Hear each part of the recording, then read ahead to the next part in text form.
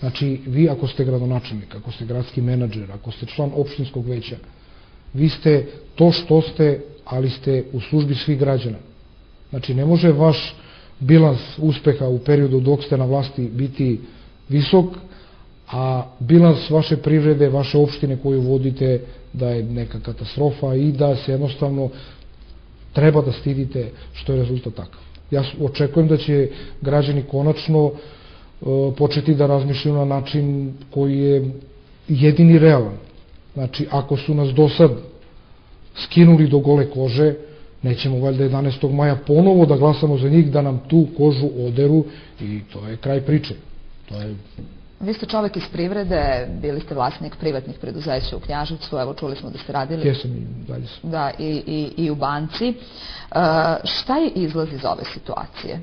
Pitam vas sada i kao člana, odnosno predsjednika opštinskog odbora Srpskog pokreta obnove u Knjaževcu, ali i kao čoveka iz privrede.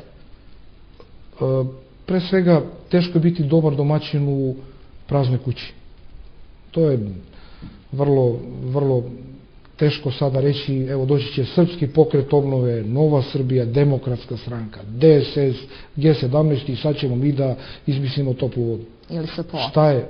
Ne, naveo sam Srpski pokret obnove kao prvi. Apsolutno to ne može da se desi jer jednostavno nemamo te kapacitete. Znači i u ljudstvu. Znači govorimo o svim strankama. Znači govori se Srpski pokret obnove slab, stranka G17 je super, to su stručnjaci, DSS je isto sad oslabio nešto, Demokratska stranka ima predsjednika, ajde, znači Srpski pokret obnove u opoziciji. Ništa nije uticao na ovu priču, dok smo imali ministre u vladi, ti ministri su dosta pomogli Knjaževcu, dosta stvari urađeno i to je u redu, to je sasvim normalno. Da se vratimo na lokal, šta ovde uraditi? Govorimo o Demokratskoj stranci, G17 i DSS-u. Znači, pričao sam o njihovim kapacitetima. Šta su uradili za ovih 8 godina? Izmenjene su pozicije, neću reći fotelje, ali ajde.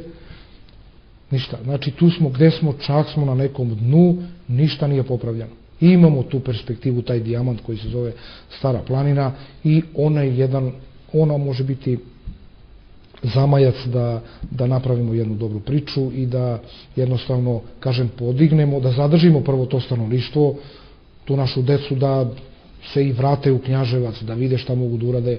Prelepa je ta naša Stara planina, ja sam zaljubljen u Staru planinu i sve svoje resurse sam uključio u to da svojim radom pomognem, da budem deo tog mozaika koji je pomogao u toj priči da Stara planina bude to što je sada i nadam se da će se izgraditi, da će to biti jedan projekat koji ne samo da je jedan od vodećih vladinih projekata, nego projekat koji će ceo region, a ne samo našu opštinu da uzdigne u svakom smislu.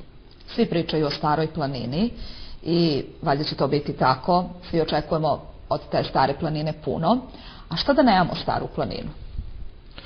Odlično pitanje. To je ono, vraćamo se na početak, znači vraćamo se na privredu. Privreda je osnova svega. Stanovništvo, obrazovanost tih ljudi, nažalost u svim od tih segmenta koje sam pomenuo mi imamo neke vrlo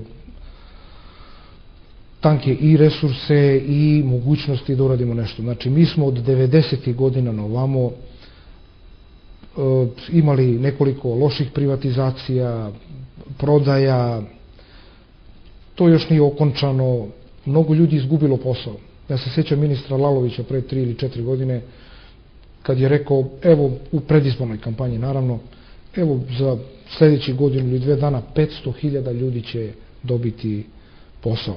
Naravno da nije to bilo 500.000 ljudi, čak se povećao broj nezaposlenih i on se sad kreće znači oko 1 miliona, što je vrlo simptomatično, jer kažem privatizacija se produžila na 2006. ako se sećate, 2007. sad na 2008. Ciklusi nisu završeni i u periodu od 2008. sad ove godine, sledeće i narednih godina veliki broj tužbi postoji oko privatizacija, da li od strane Agencije za privatizaciju, odnosno Vlade Republike Srbije ili kupaca ili one suprotne strane. Znači, evo i televizija B92 će u sledećeg četvrtka početi s emisijama koje govore o svemu tome. Imam neke informacije da će biti iz našeg kraja nešto u tim emisijama, ali kažem eto o tom potom. Tako da najveći gubitnici ove tranzicije su naravno radni ljudi opštine Knjaževac i to je katastrofa. Setimo se naše pozicije pre 90. godina, tehnološki nivo obrazovanosti naših ljudi je bio stvarno na zavidnom nivou, da smo imali dobre menadžmente u to vreme, da smo imali dobru ekipu ljudi, ozbiljne političare u vlasti kojima je jedina dužnost da sprovedu zakon, da objedine to sve i jednostavno da živimo normalno. To je to.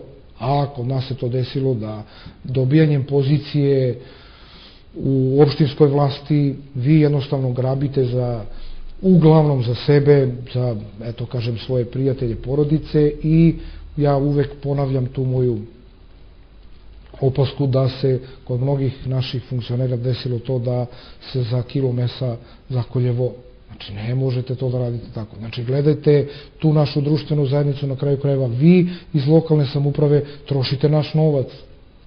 Mi trebamo da se najavimo predsjedniku opštine ili ne znam kom funkcioneru naše lokalne samouprave, vidim ljudi se žale po nekoliko dana jer to su ljudi koji su nedodirljivi.